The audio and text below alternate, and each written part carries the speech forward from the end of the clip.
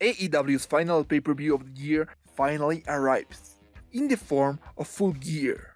And with a ridiculously stacked card, this Saturday's show just might be one of the best events of the whole year.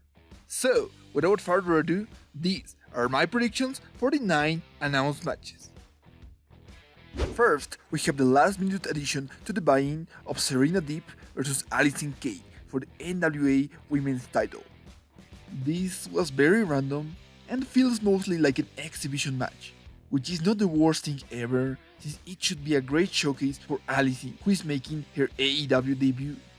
Anyway, Serena will surely retain since she's already got a contract in AEW. Let's start the main show with Matt Hardy vs Sammy Guevara in an elite Deletion match. Now, this is a feud I really could have done without following the disastrous outcome of their match at All Out. However, it looks like this will be a cinematic match, which already makes me more interested in the bout and to see what they come up with. Before they revived this feud with the Mystery Attacker story, I assumed it was supposed to end at All Out with Hardy winning, so I predict he'll pick up the win yet again. There's also the clash between Orange Cassidy and John Silver, which got recently moved from the buy-in into the main show. And aside from that, there isn't much to say about this one.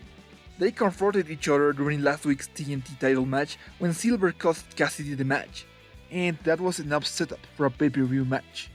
It will probably be fun, since both men are entertaining, but there's no way Cassidy is losing this. Next, we have Hikaru Shida taking on Nyla Rose for the AEW Women's War Title.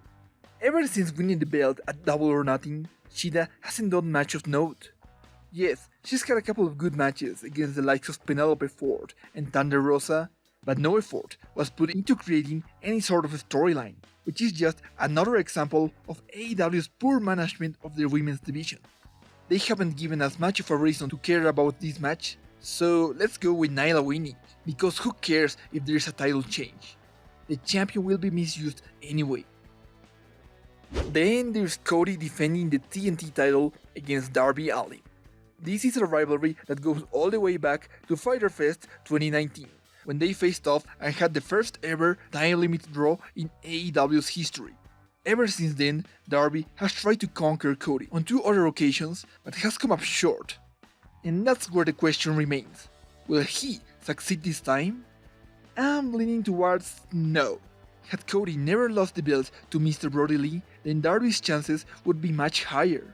But since Cody just regained the belt about a month ago, I don't see him dropping it anytime soon. After that, we have NJF vs Chris Jericho with a spot for NJF in the inner circle on the line. This has been a very unique story coming out of All Out, with them developing a weirdly engaging on-screen chemistry with constant praise from both men, but also an unsettling feeling that they'll turn on each other at any moment.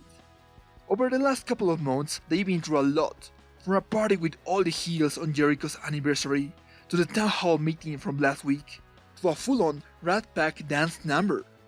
I'm not quite sure where this story is going, but the most logical continuation would be for NJF to beat Jericho, join the inner circle, and then slowly start taking over the entire faction. Later on, we have Kenny Omega vs Hackman Adam Page in the finals of the World Championship Eliminator Tournament, and also my most anticipated match on the card. At first, I thought it was way too soon to do this match, but after thinking of how well this story has been crafted, I realized it all makes sense. Following their title loss at All Out, Kenny and Hackman officially broke apart. On one hand, Kenny was eager to return to singles competition with a brand new edge. That's why we saw the return of the Cleaner over the past few weeks, with Kenny squashing Sonic Keith and defeating Pentagon. On the other hand, Hackman reluctantly returned to singles wrestling, and although he's been victorious in all of his matches, he's basically struggling to get over the last year of working in a team. Kenny is going to defeat Hackman, there's no question about it. Hackman is in no mental state to face his former tag partner, and while I fully expect this match to be a banger, it's clear there's a plan for a much more meaningful battle down the line. So for now, I'm choosing Kenny, and not only do I expect him to win the title shot, I also think he'll become AEW champion off of this matchup. Following that, FTR would clash with the Jumpbox for the AEW World Tag Titles. This is not the worst story ever, but the fact this is supposed to be one of the biggest modern ring matches in professional wrestling that has been built up ever since FTR were still working for WWE just leaves me baffled at the direction AEW took. Ever since All Out, the Bucks have been in this weird position where they are acting heelish, attacking AEW personnel, and just being overall jerks, which in itself is not the worst direction to take Matt and Nick. But the problem is that by doing this pseudo heel turn of the Bucks, you're making a heel versus heel match that doesn't work. Adds to that the out of place addition of this being the Bucks' last chance of winning the belts, which kind of makes it obvious the Bucks are picking up the win. And yeah, I'm not nearly as excited to watch this bout as I thought I would be. The encounter will probably be very good since AEW cares about tag team wrestling, but I'm mostly left wondering of how simple this should have been. And finally, Jon Moxley faces Eddie Kingston in an I Quit match for the AEW War Title.